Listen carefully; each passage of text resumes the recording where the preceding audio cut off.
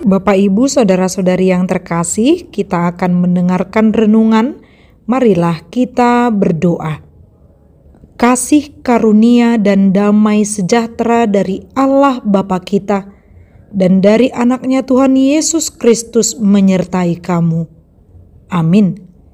Firman Tuhan yang menjadi nas renungan tertulis dalam Roma pasal 12 ayat 16. Hendaklah kamu sehati sepikir dalam hidupmu bersama. Janganlah kamu memikirkan perkara-perkara yang tinggi, tetapi arahkanlah dirimu kepada perkara-perkara yang sederhana.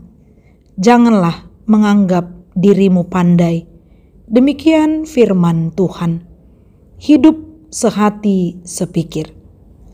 Aik godang aik laut, dosni roha sibain nasaut.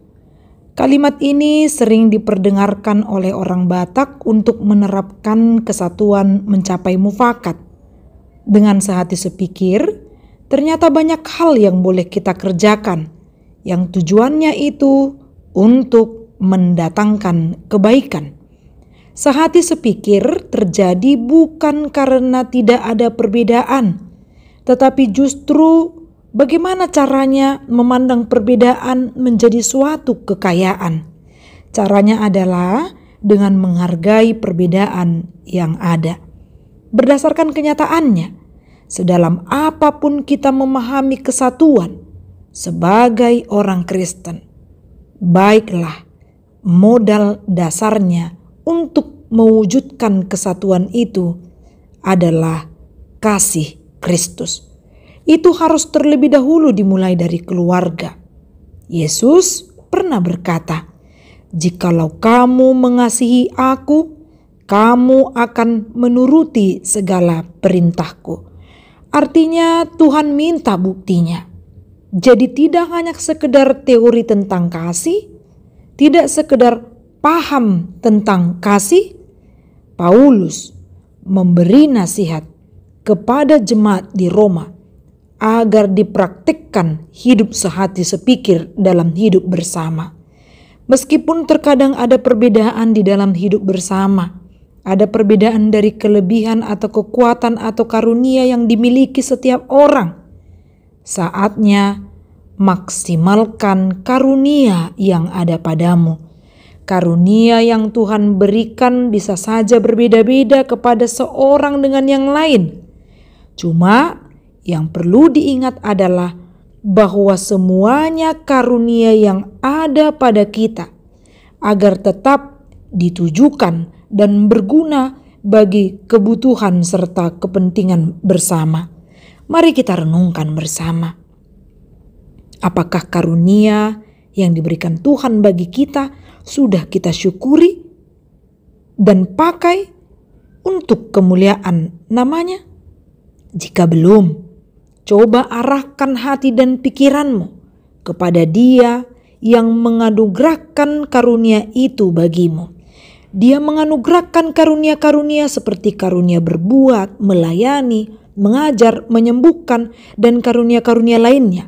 Bukan untuk hal yang sia-sia, melainkan untuk membangun kehidupan orang lain supaya dapat berfungsi dalam kesatuan tubuh Kristus dan nama Tuhan dipermuliakan. Allah juga tidak menginginkan agar setiap orang yang menerima karunia itu menganggap dirinya lebih hebat, lebih pintar dari orang lain.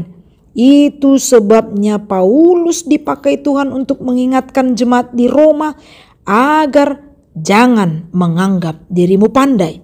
Karena anugerah itu melalui karunia yang dari Allah itu harus ditujukan kepada kehendak Allah. Jika muncul dalam suatu persekutuan atau komunitas sifat yang merasa lebih pandai, maka bisa membuat masalah, bahkan perpecahan. Karena orang yang demikian tidak lagi memandang sekitarnya itu ada dan memiliki kelebihan. Dia akan menganggap orang di sekitarnya itu bodoh, lemah. Maka cenderung mengabaikan kelebihan dan kekuatan atau karunia yang dimiliki orang lain. Dan janganlah kamu memikirkan perkara-perkara yang tinggi, namun arahkan dirimu kepada perkara-perkara yang sederhana. Dengan demikian, terimalah kasih Kristus sebagai kekuatan bagi kita untuk hidup sehati sepikir dan menghargai setiap karunia yang dianugerahkan Allah bagi setiap orang. Jika dalam persekutuan kita memelihara kesatuan hati, maka banyak hal yang bisa kita dapat dan kerjakan dengan adanya kekayaan dari karunia itu. Amin. Marilah kita berdoa. Bapa yang di sorga yang kami sembah dalam nama Yesus Kristus, terima kasih untuk kasih-Mu yang mengajarkan kesatuan hati dan pikiran. Kiranya kasih-Mu tinggal di dalam hati kami dan kami dapat menyebarkan kasih dimanapun kami berada. Di dalam nama Yesus Kristus. Amin. Salam sehat. Tuhan memberkati.